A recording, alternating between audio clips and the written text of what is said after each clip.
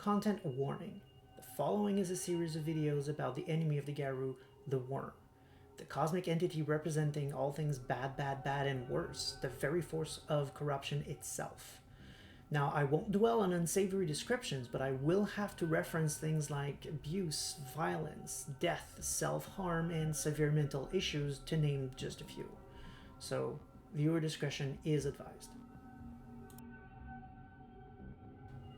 Now that we know about the Triadic Wyrms, the dark reflections of the Triads, and the Elemental Wyrms, the dark reflection of the elements, we're ready for the last of the Wyrm's manifestations, the one most likely to have a direct impact in a given game, the Urge Wyrms. If the Triadic Wyrms are the Wyrm's broken mind, and the Elemental Wyrms are its body, what then are the Urge Wyrms? They are, for lack of a better term, its heart. They're its emotions. Well, it's in the title, really. Its urges. Early on, while trapped in the webs, all the twirling and overwhelming emotions he felt, fear, betrayal, anger, all of those were amplified in a sort of emotional feedback loop of anguish and helplessness. It eventually reached a point where these urges grew so strong that they became entities of their own, the Urge Wyrms. All frickin' 12 of them. So sit tight, this one's gonna be massive. You'll notice I have laid out the Triadic Wyrms on the top of a table, and the Elemental Wyrms on its side. This helpful table is super useful for inspiration to describe the Umbra, answer worm taint questions, or come up with twisted rituals. It also informs you of the minions of the Wyrm's hierarchy. Each servant of the Wyrm serves the will of a specific Urge Wyrm, which feeds on the corruption resulting from the servant's action. In turn, the Urge Wyrm strengthens whichever Triadic Wyrms it resonates with. Some servants understand this hierarchy. Others are just subjected to its invisible influence. What this means for you, once you understand how to apply this table, is that an enemy, like a Ephemerai for example, can be more than a monster of the week. First of all, they were a person before they fell. They may serve the Wyrm now, but they had hopes and dreams once, maybe a family and loved ones. Let's take a look at how this works. As I describe the Urge Wyrm's domains and influence and tactics later, you'll find many other scenarios, but to help you visualize, here's a simple example. Imagine someone who feels lonely. They desire companionship, corresponding to the Urge Wyrm of desire. After a while, they attract the attention of a Bane, uniquely attuned to taking advantage of this particular experience. It could just as well be a cultist or a Ephemerai who went through this themselves. Either way, the new muse whispers sweet, dark nothings into their victims' ears, giving them the comfort and the attention they seek above all else. And then, it gives them tips, it makes it popular, it shows them they can have the whole world. But then this newfound muse starts asking for things, or including conditions in exchange for this attention. All of which is designed to slowly tempt them to give in to their darkest desires. Soon, they find themselves willing to do things they once would have never considered in the name of desire. Which is when they find themselves ripe for possession by a Bane in service to Karnala, the Urge Wyrm of desire. The poor chap is now a Ephemerai of the breed called an Enticer. Once a victim. Still is, really. But now, they have victims of their own, and the cycle begins again. Pretty much the definition of corruption, wouldn't you agree? But the story doesn't end there. How did they adapt to this new reality? How do they deal with this thing that lives inside of them, continuously tempting them even further into waters one should never tread into? Sure, your players probably won't care about a Fomori's personal life, but that doesn't mean you can't have an interesting background story to them either way for the players to discover as they hunt it down. It might end up giving them some interesting moral choices. Because when the players deal the killing blow, you can either say the thing is dead and leave it as that, or you could go with something like, as you watch the Fomori's life drain away, you see them smile, as if relieved to be free of their wretched existence. Just as you think it's over, the body animates again for a brief moment, as a wraithly voice screams, a sound burned into your souls forever. Those of you with spirit speech understand the dying screech as this: Empress, I will do better next time. And then, silence. In the first version, the thing is dead version, your players won the fight and they're happy. They should be. They won. Nothing wrong with that. In fact, you'll want to do this once in a while. You need events of both high and low emotional impact to create contrast. In the second approach, you're driving home that it's a horror game. That even Fomori, hell, even Banes can have dimensions. Nothing exists in a vacuum just waiting for Garu's claws. Your players save the day. They stop the next victim from dying. They're heroes. But they're left wondering what was that thing talking in the end, and who it was talking to. To understand how this interacts with the elemental and triadic worms, let's fill the table. By the time we get to the Urge of Desire, it all shall be made clear. Now, please forgive my utter lack of graphical talents. Let's start with the urges associated with Beast of War, the worm's destructive equivalent of the wild. The first up there, resonating with the element of toxins, is Angu, the Urge of Cruelty.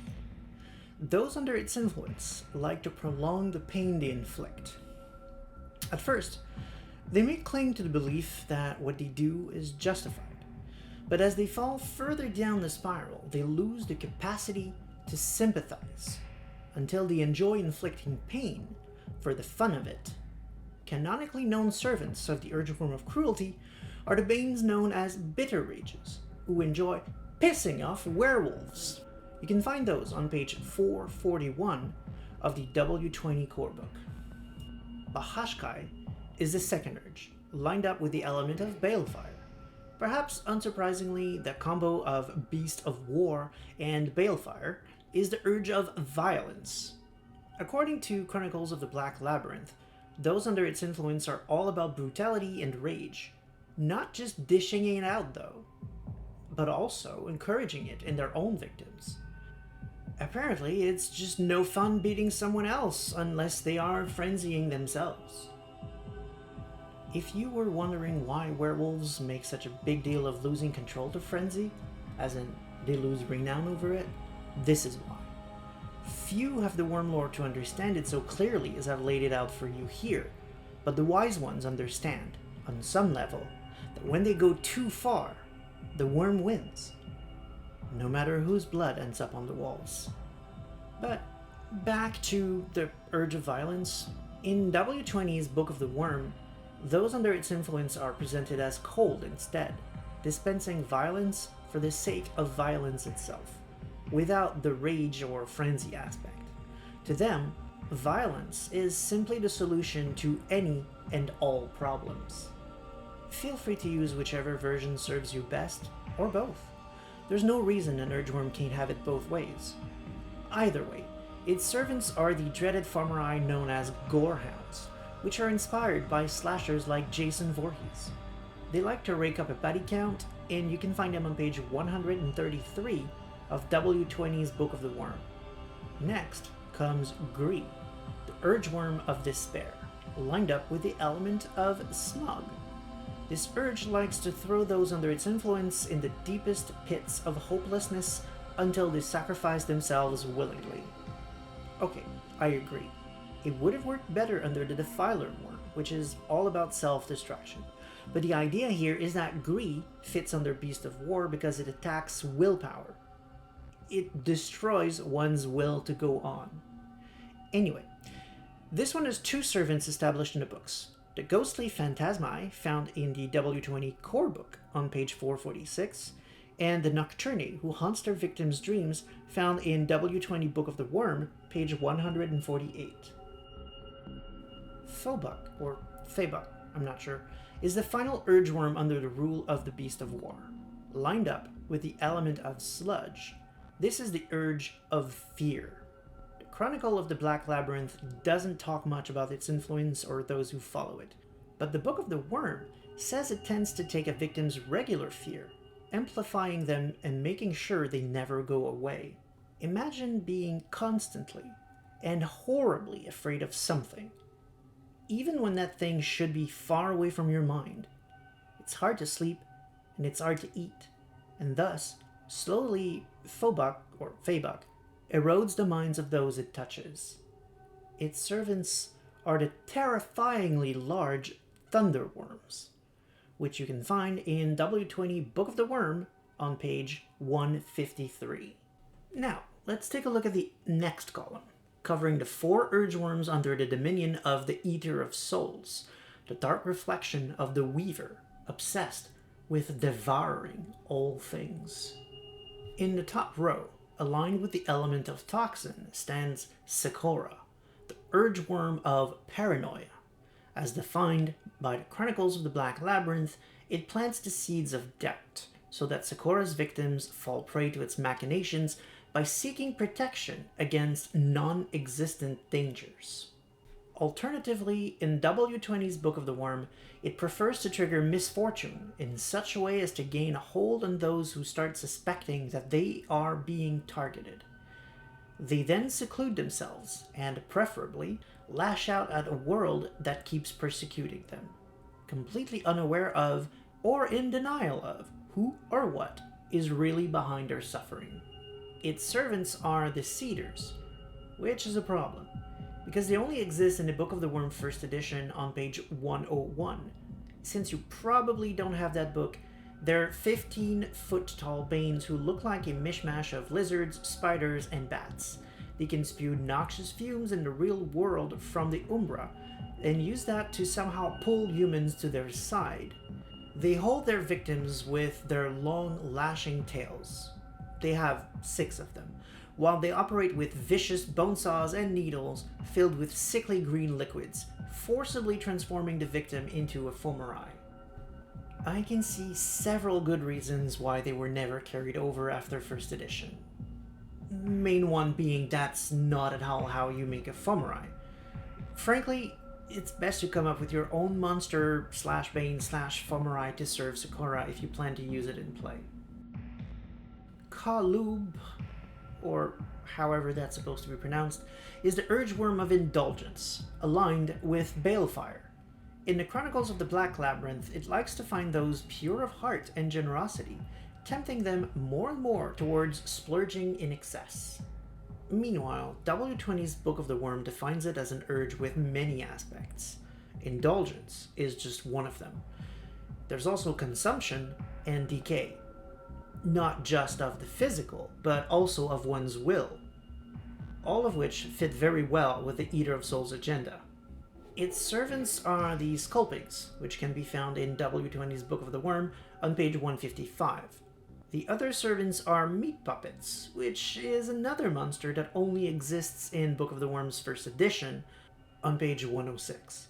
Its closest modern equivalent would be Scrags, which you can find in the core book on page 446, or Rotwalkers in W20 Book of the Wyrm, page 149. Next up is Letharg, the Urge of Apathy, lined up with the element of smog. Remember Gree, the Urge Wyrm of Despair? Well, Letharg is what comes after. In fact, Letharg is usually seen as the spawn of Gree, its child, if you will. Once a victim has surrendered to hopelessness, this urge likes to settle in, so the victim stops caring about their own predicament, letting themselves just drift away. In today's world of frequent terrible news, Letharg's influence can also be seen in the hearts of those unmoved by the world state, convinced they can't do anything to make it a better place. It is served by the Banes known as Dratosi, located in the W20 core book on page 442. The last one under Eater of Souls is Vorus, the Urge of Greed, which is tuned to the element of sludge. The Chronicle of the Black Labyrinth doesn't have a whole lot to say about this one. Mostly it just says it's the worm's hunger manifested as a desire to own everything. W20's Book of the Worms version is a lot more usable. They describe this urge was born from the worm's attempt to hold onto things in its attempts to escape capture. Try visualizing it as the typical scene in horror movies where the victim is being dragged away by one foot by some monster or another. Picture them desperately trying to hold on to everything and anything. Dirt, roots, door frames. But nothing ever works. That desperate feeling is Vorus. And just like the scene described above, whatever its victims manage to get a hold of is never quite what they need to feel at peace. So they grab something else, growing increasingly more greedy. Its servants are the Banes known as Uralath, which can be found in the W20 core book on page 445. Alright, so that's Eater of Souls. What about the last four? Those under the Defiler Worm. Aligned with toxins, we've got Abora, the Urge Wyrm of Hatred.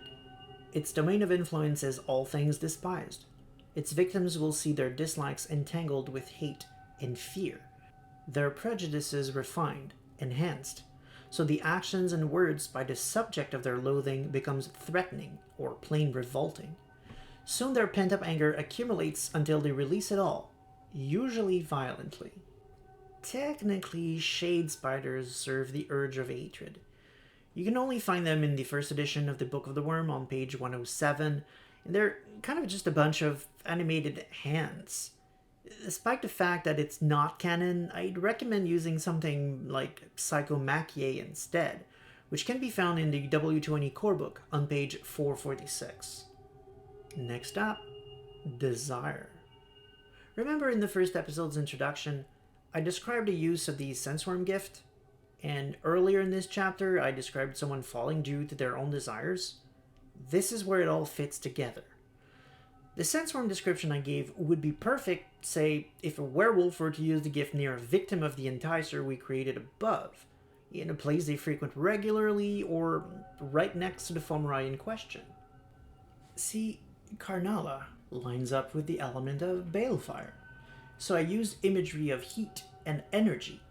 You feel warm, like after a hard workout.